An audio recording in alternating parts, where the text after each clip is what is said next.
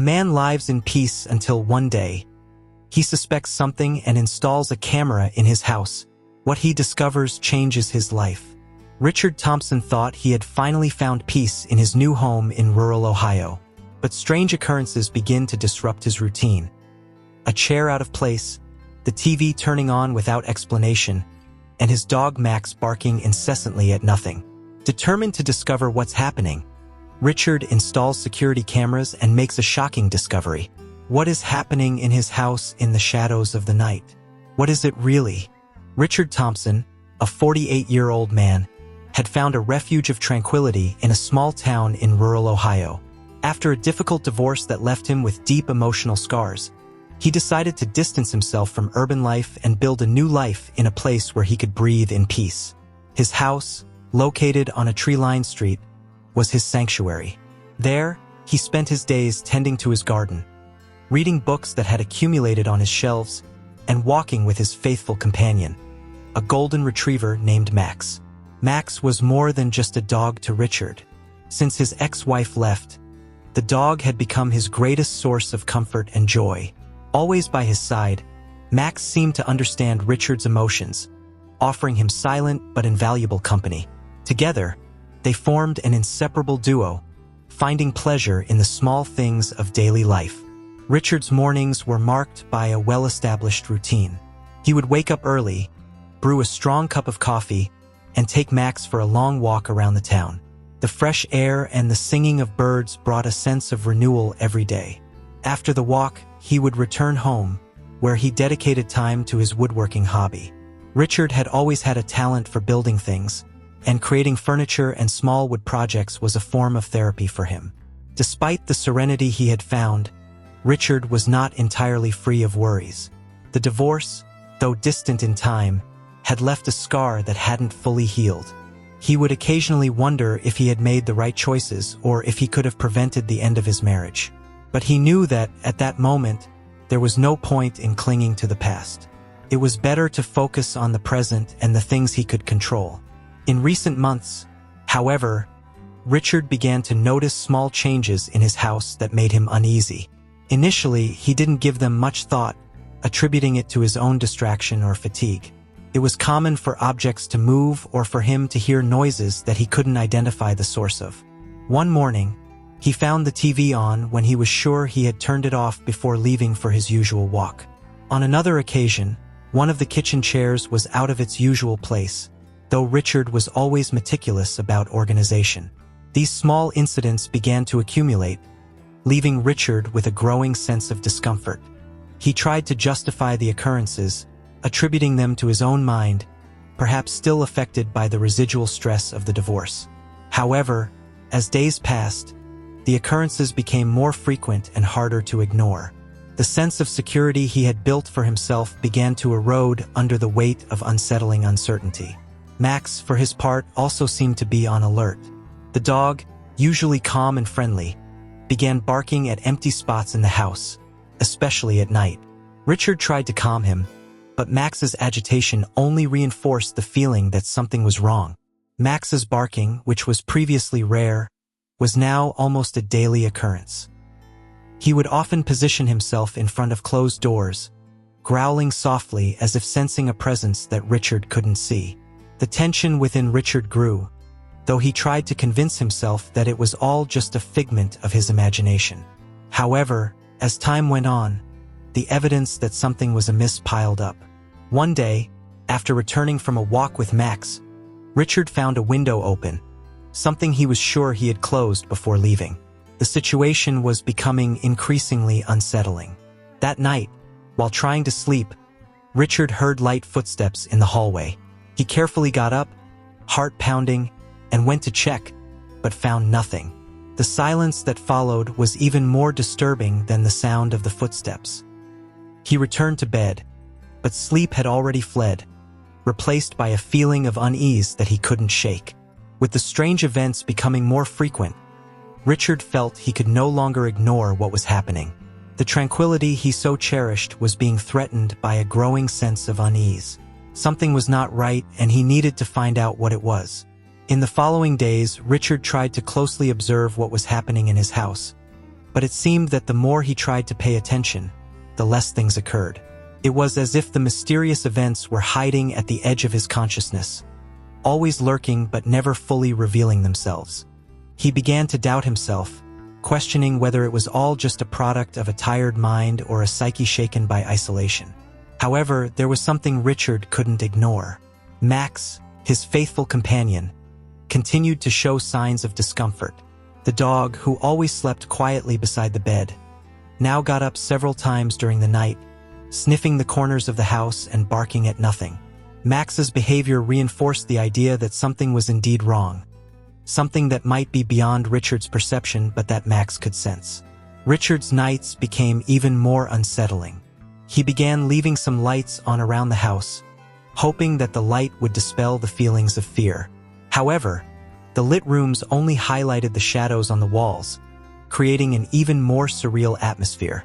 Richard started to wonder if he was truly alone in his own house. At times, he felt as though he was being watched, but couldn't identify where the sensation was coming from.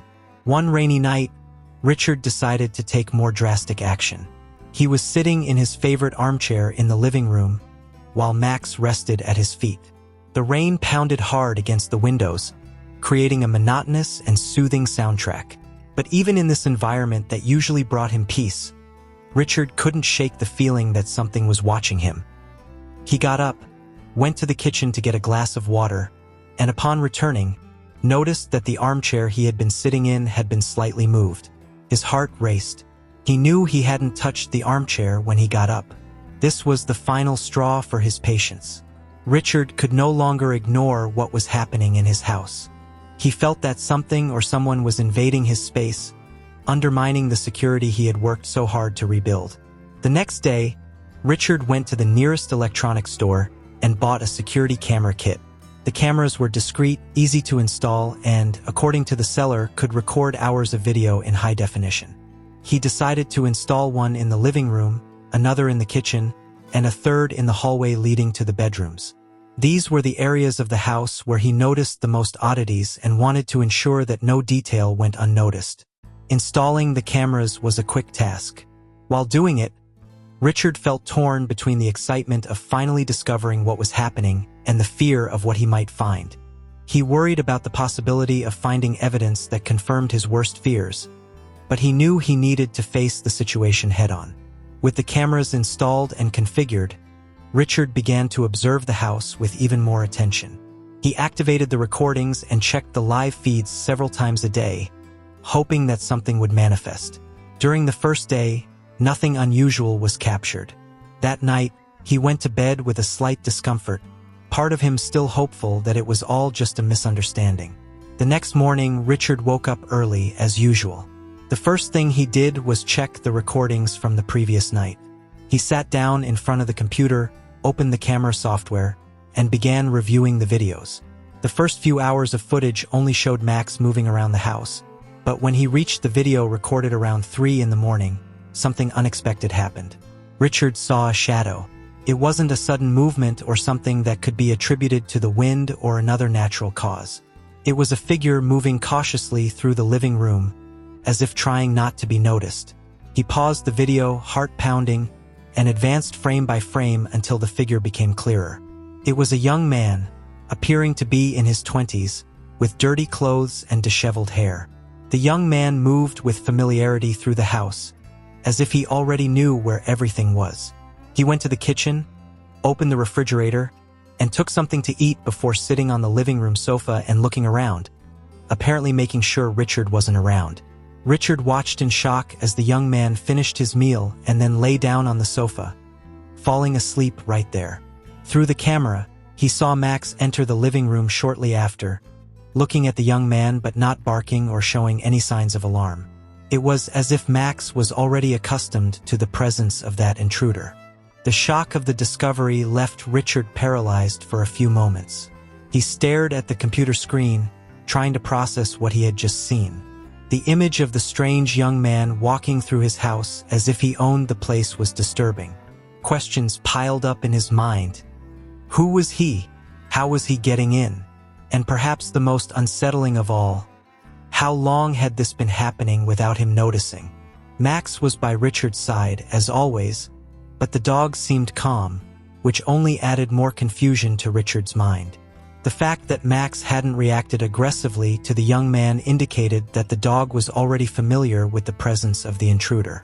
This meant that this wasn't the first time the young man had invaded the house. After a few minutes, Richard forced himself to act. He knew he needed to deal with the situation, but what to do? The most obvious option was to call the police and report the break-in. However, something stopped him from immediately picking up the phone. Perhaps it was the expression on the young man's face in the video, which seemed more tired than threatening, or the fact that he hadn't caused any apparent damage.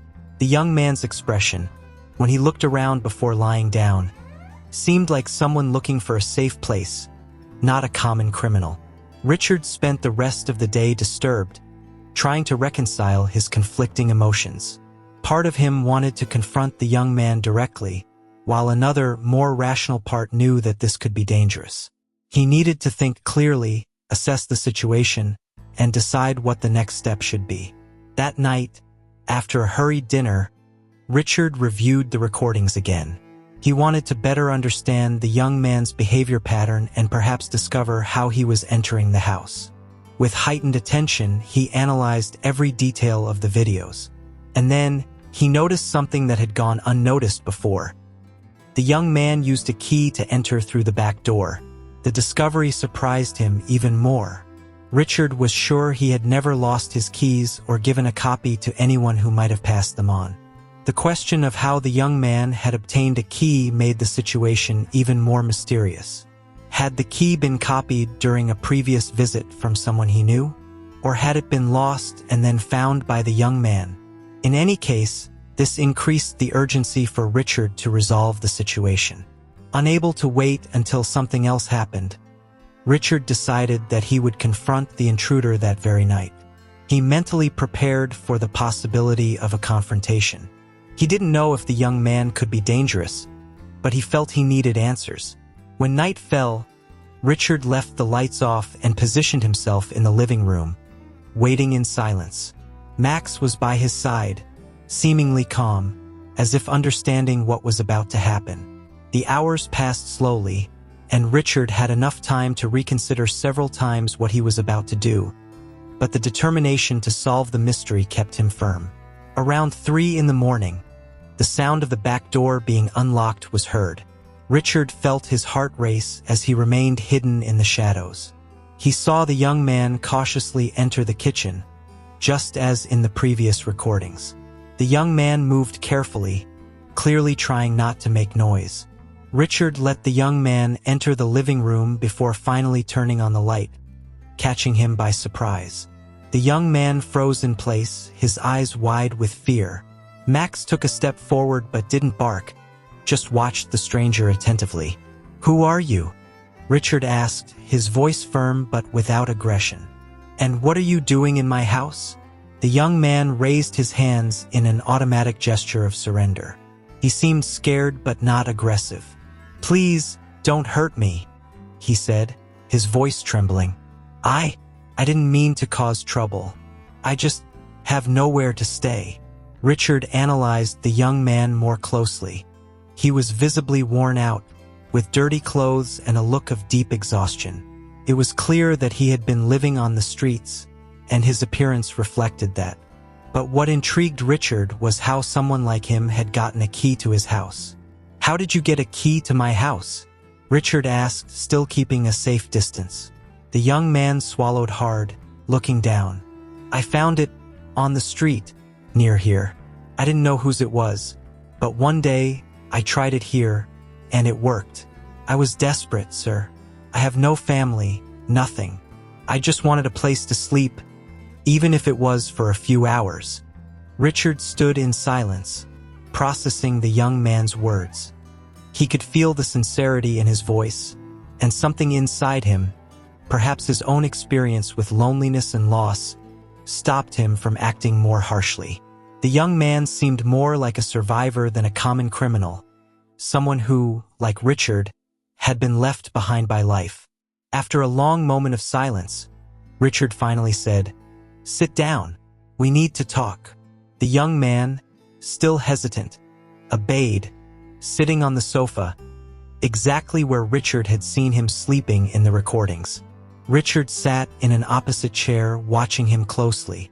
The silence in the room was heavy, full of expectation. The tension in the room was palpable as Richard looked at the young man, still trying to process the situation. He didn't know what to expect from the conversation, but something inside him told him he needed to hear what the young man had to say. The silence was broken only by the occasional sound of Max's breathing, who remained close to Richard, calmly observing. "What is your name?" Richard asked, his voice softer now, trying to create a less hostile environment. "Ethan," the young man replied, still appearing nervous. "Ethan Harper." "Ethan?" Richard repeated, trying to ease the tense atmosphere. "So you found the key on the street and decided to enter my house?" Ethan nodded, his eyes fixed on the floor, as if he were ashamed. "I know it was wrong, sir, but I didn't have any other choice. After my parents died, I lost the house where we lived and ended up on the street. I tried to find a job, but it wasn't easy. There were days when I had nowhere to go, and I saw this house. It seemed empty during the day, so I just wanted a place to hide from the cold." Richard took a deep breath. Ethan's words hit him in a way he hadn't expected. The young man's story reminded him of his own struggles after the divorce, when everything seemed lost, and loneliness was his only companion. The difference was that he had a house, a refuge where he could rebuild himself, something that Ethan clearly didn't have. "And why didn't you seek help?" Richard asked, trying to understand how someone so young had reached this point. Ethan raised his eyes, looking directly at Richard for the first time. "I tried," he said, his voice thick with emotion, "but most shelters were full or dangerous, and no one would give me a chance without a fixed address, without documents, without a place to live. It was like I didn't exist for the world anymore. I was completely alone." The desperation in Ethan's words deeply touched Richard. He knew that life could be cruel, but hearing that story from someone who seemed to still have so much ahead of him made him see the situation from a new perspective. Richard couldn't imagine what it would be like to live on the streets, without support, not knowing where to find his next meal or where to sleep at night. "And how long have you been coming in here?" Richard asked, still trying to process everything. "For a few weeks," Ethan admitted. "I only came in when I was sure you weren't around. I never wanted to steal anything or cause trouble. I just needed a safe place, even if it was just for a few hours." Richard shook his head, still perplexed by the whole situation. Never in his worst nightmares did he imagine that something like this could happen in his peaceful life. But now that he was here, confronted with Ethan's reality, he knew he had to make a decision. And while part of him was reluctant, another part knew that he couldn't just throw the young man back onto the street. Max, who had been silent until then, approached Ethan, sniffing him briefly before sitting next to the sofa, as if wanting to show that everything was fine. The dog's attitude surprised Richard, who was familiar with the animal's intuition. If Max accepted Ethan, perhaps it was a sign that he too should give the young man a chance. Richard let out a long sigh before speaking. "Look, Ethan, you broke into my house, and that's not something I can just ignore. But I understand what you're going through. I've also had moments in life when it seemed like everything was lost."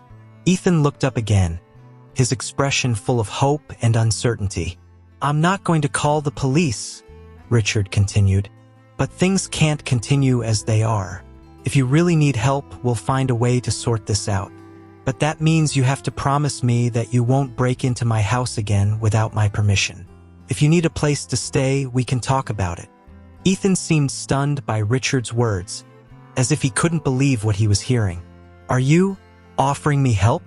Richard nodded, still feeling a bit reluctant but knowing that this was the right thing to do. "Yes, I am. But this isn't a free pass to do whatever you want. If you accept my help, you'll have to follow my rules. We'll work together to try to solve your situation." Tears began to well up in Ethan's eyes. He quickly wiped his face, trying to maintain his composure. "I don't know how to thank you, sir. I'll accept anything you can offer me. I just want a chance to start over." "Then let's start there," said Richard, feeling a mixture of relief and apprehension. "First, let's find a temporary solution for you. Then we'll see what we can do to get you a job and get you out of this situation." Ethan nodded vigorously, clearly relieved and grateful. "I'll do whatever it takes. I promise." Richard was silent for a moment, processing everything that had happened. He knew that the decision he had just made wasn't easy, but something inside him told him it was the right thing to do. Life, after all, didn't always go the way we expected, and perhaps this was an opportunity to redeem not just the young man in front of him, but also some of the wounds that Richard carried in his heart. In the days that followed, Richard and Ethan began to adjust to the new dynamic. Richard offered Ethan a guest room that had been practically unused since the divorce. It was a modest space, but for Ethan, it seemed like true luxury compared to the nights spent on park benches or in dark alleys. He didn't have many belongings, just a worn backpack with some clothes and personal items. The first night he spent in the room was the first time in a long while that he managed to sleep deeply without the constant worry about his safety. Richard, on the other hand, found himself in a whirlwind of emotions. Offering shelter to Ethan had been an impulsive gesture, but now he found himself confronted with the reality of living with a stranger. Despite this, he felt no regret. On the contrary, there was a sense of purpose that began to emerge within him, as if helping Ethan was a way to fill a void he hadn't even realized existed. Max quickly adapted to Ethan's presence. The dog, always sensitive to Richard's mood, seemed to accept the young man as part of the family. Max followed Ethan around the house, keeping him under his friendly watch, which helped break the ice between the two new housemates. As the days passed, Richard began to learn more about Ethan and his story. Sitting at the dinner table, where silence once reigned, there were now conversations. Ethan recounted how, after his parents died in a car accident, he had been evicted from his home, with nowhere to go.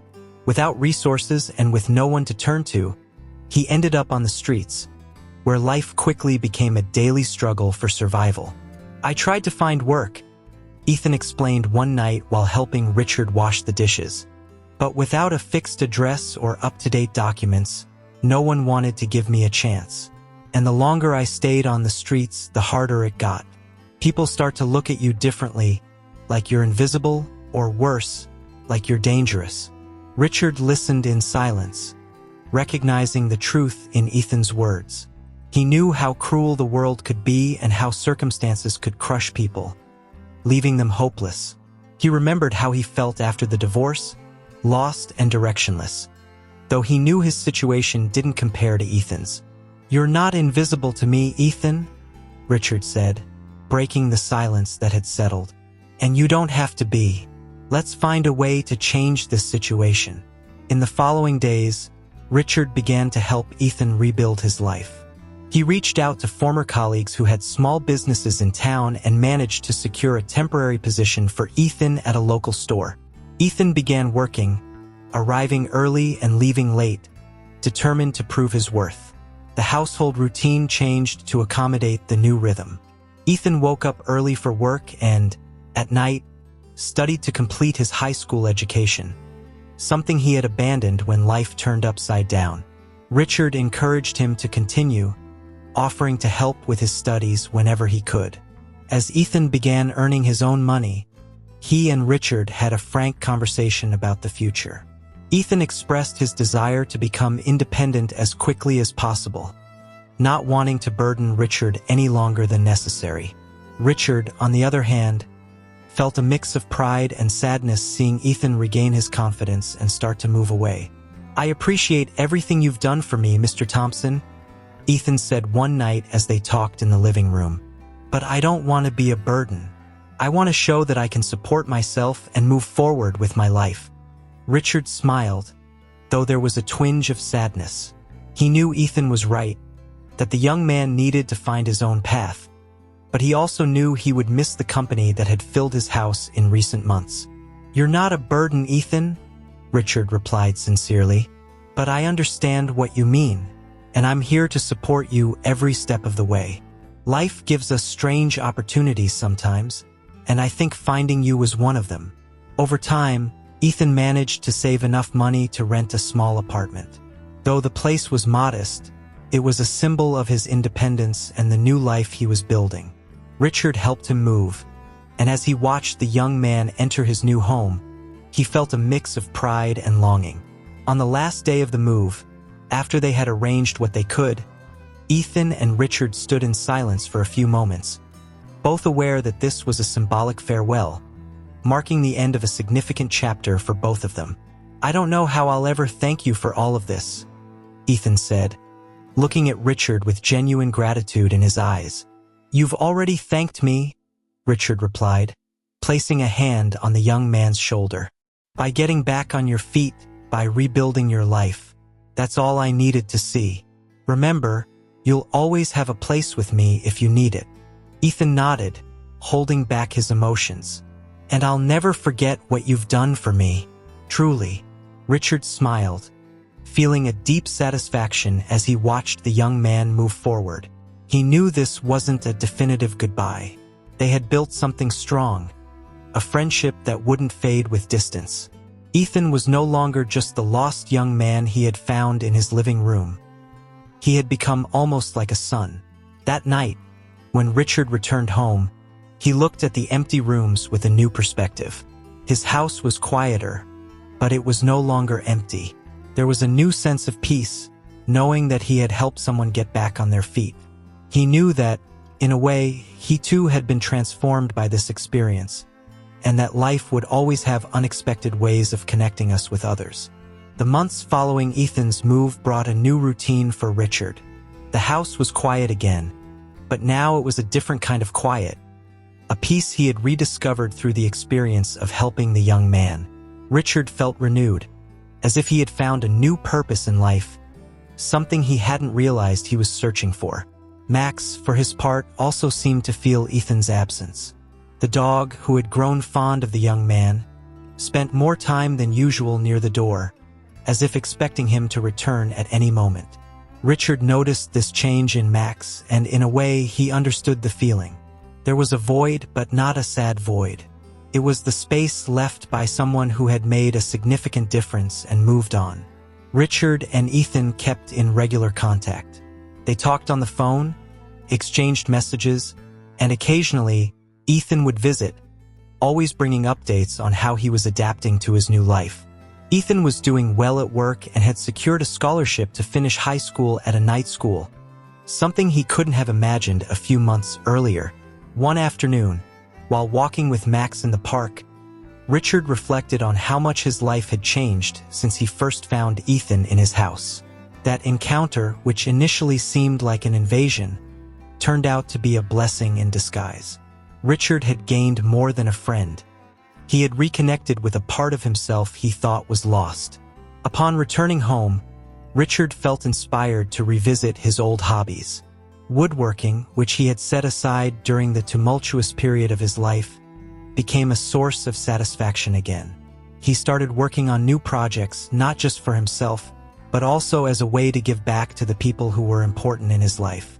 He made a table for Ethan's new home, something simple but crafted with care and love, reflecting the bond they had established. Ethan, for his part, continued to make progress. He had found a second job, working at a small mechanic shop, something he had always been interested in. He was saving money, paying his bills, and finally felt in control of his destiny. The gratitude he felt for Richard was immense, and he made sure to show it whenever he could. During one of his visits, he brought Richard an unexpected gift, an old key he had found on the street, the same one he had used to enter Richard's house for the first time. "I thought you should have this," Ethan said, handing the key to Richard. "It brought me to you, and I think it should be with you now." Richard took the key, feeling the symbolic weight of the object. "This key connected us in a way we could never have predicted. I think it deserves a special place." They laughed together, and Richard hung the key in a small frame on the wall of his workshop, where he could see it every day, a constant reminder of the journey they had both taken. As time passed, Richard felt that his house, once marked by the silence of emptiness, was now a place of warm memories and good energy. He knew that Ethan would follow his own path, but he also knew that he would always be a part of his life in some way. The bond they had created was strong, more like a family than just a simple friendship. With the end of winter, Richard began to plan a small party at his house, a way to celebrate the new chapter in his life and thank the people who had been by his side. He invited Ethan, of course, who was touched to receive the invitation. On that day, Richard's house was filled with laughter and conversation, something he hadn't seen in a long time. There was a feeling of renewal in the air, and Richard couldn't help but feel grateful for how things had turned out. As he watched Ethan interact with his new friends and colleagues, Richard felt a deep sense of satisfaction. He knew he had made a difference in someone's life, and that realization was what he needed to finally close a painful chapter of his own story. Life had shown him that, even in the darkest moments, there was light to be found, and sometimes that light came through helping others find their way. When the party ended and the last guests said their goodbyes, Ethan stayed to help clean up. They laughed about the day's stories and reminisced about the difficult times that now seemed so distant. Before leaving, Ethan hugged Richard, a simple gesture but one filled with meaning. "Thank you for everything," Ethan said sincerely. "I should be thanking you, Ethan," Richard replied, "for reminding me of what really matters." Ethan left, promising to return soon, and Richard was left alone in the living room, looking at the framed key that had changed his life. He knew that, although that phase was ending, a new beginning awaited him. The house was quiet again, but this time, it was a quiet filled with peace and meaning. With one last look at the key, Richard headed to his bedroom with Max by his side, feeling finally at peace with himself and the world around him.